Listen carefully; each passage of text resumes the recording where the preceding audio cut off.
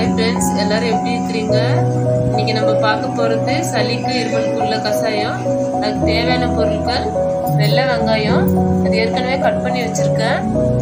அப்புறம் துளசி 1/4 கப்பு, வெள்ளம் ஒரு துண்டு.